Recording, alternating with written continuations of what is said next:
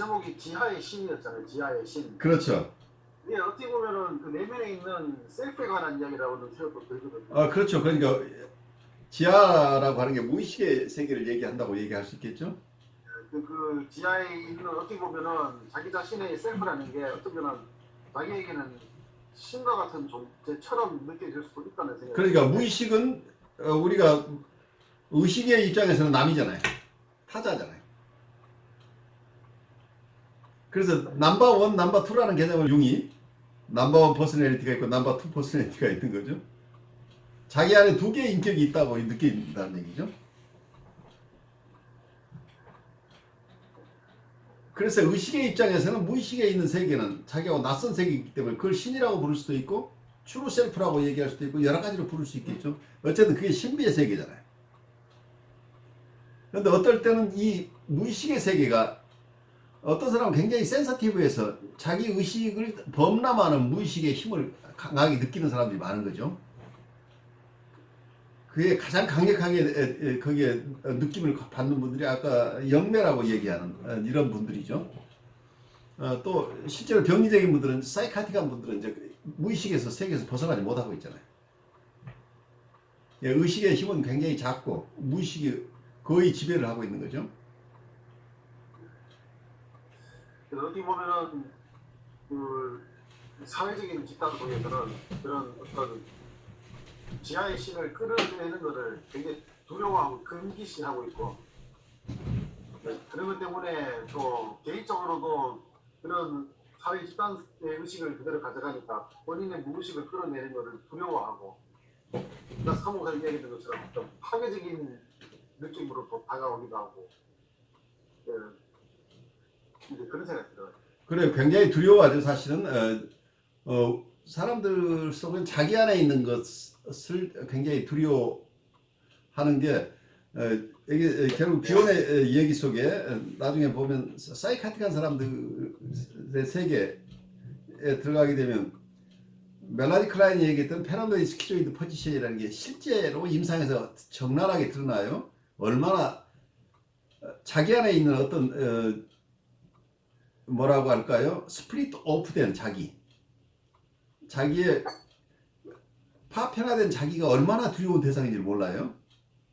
그래서 어쩌면 많은 대상들에게 대해서 위협을 느끼고 두려워하고 누군가가 자기를 계속 감시하고 쫓아다닌다고 느끼는 분들은 사실은 자기 내적 세계 속에 파편화된 자기가 그만큼 괴물처럼 자기를 괴롭히고 있다는 얘기예요. 이게 자기 안에서 견뎌내지 못하니까 외부로 투사하게 되니까 외부가 다 위험하게 느껴지는데 사실은 원초적인 것은 자기 안이 지옥이라는 얘기예요.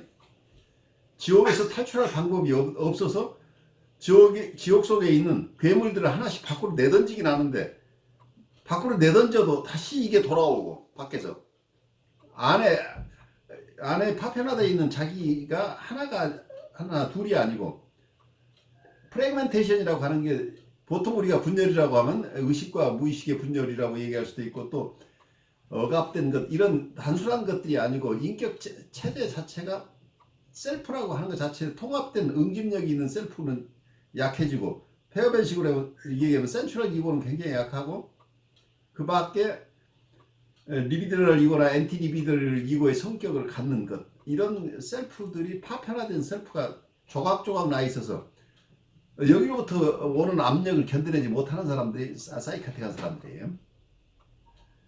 그만큼 지하의 세계라고 하는 것 꿈에 나타나는 그 지하의 세계에 있는 그 힘들은 어떤 사람이 굉장히 무서운 것들이죠.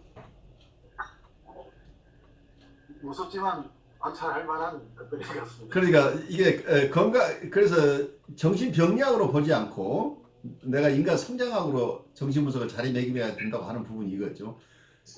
이 사람들이 무서워서 회피하고 두려워하는 이 세계를 우리가 담대하게 대면할 수 있는 힘들이 있어야 인격적인 성장이 가능하다는 얘기죠. 성숙해지려면 대면해야 된다는 얘기죠. 그래서 무의식과 의식을 통합해내는 작업을 우리는 끊임없이 해나가야 되는 거죠.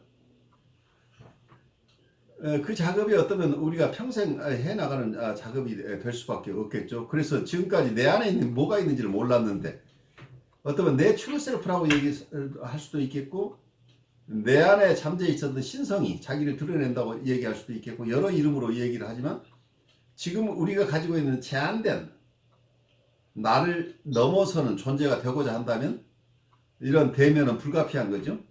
내가 이 좁은 나의 의식세계만 가지고 나라고 믿고 있는 한 나는 인격적인 성장을 멈추고 있다고 밖에 볼 수 없겠죠. 나에게 있는 잠재성이 무엇인지 내 포텐셜은 무엇인지 내가 이 세상에서 무엇을 하도록 자리매김되어 있는지 그걸 알지 못한다는 얘기죠. 우리가 어떤 심부름 왔는지도 몰라요. 근데 내 심부름 내가 맡은 심부름이 뭔지를 모른다는 얘기, 내 미션이 뭔지를 모른다는 얘기가 되는 거죠. 그래서 이 세상을 내가 의미 없이 살고 갈 수도 있지만 내가 왜 이 세상에 왔는지 내 미션을 안다고 한다면 우리가 의미 있는 삶을 살 수 있기 때문에 우리가 모르는 우리 속의 신비를 만난다고 하는 건 그만큼 중요하지 않을까 하는 생각이 들어요. 결국은 모든 사람들은 아까 책에서 말한 영매라고 하는 영매의 경험들이 있어야지 성숙할 수 있다라는 그런 얘기도 될 수 있습니다. 그럴 수 있죠. 깊은 의미에서는. 그러니까 신앙에서 기독교 신앙에서 하나님을 만난다는 거나 아니면 명상을 통해서 자신의 무의식을 만난다거나 뭐 이런 것 모르는 것들이다. 그런 어떤 경험들. 그렇죠. 그러니까 자기를 넘어서는 경험이죠. 초월적인 경험은 그 만나는 대상이 무엇이건 저는 이걸 전체를 비오는 오라고 불렀지만 저는 그냥 신비라고 부르고 싶다는 얘기입니다. 그냥 신비한 거예요. 내가 모르는 것을 만나는 경험들을 통해서 우리가 아는 것만으로 인생을 꾸려 나간다고 한다면 우리는 그 자리에 있는 거죠. 내가 아는 것 반복하는 것인데 나는 두렵긴 하지만 신비로운 것에 내가 나를 허용할 수 있다고 할까요? 그 신비가 드러날 수 있도록 허용해 준다고 하는 그 담대한 용기가 있다고 한다면 우리가 가진 인격 체계가 항상 변화될 수 있는 가능성이 있다는 거죠. 우리의 이고 자체가 넓어지고 깊어질 수 있는 가능성은 신비로움에 우리가 노출될 때만 가능하겠죠. 우리가 아는 것만 가지고 더 이상 성장이 불가능하기 때문이죠.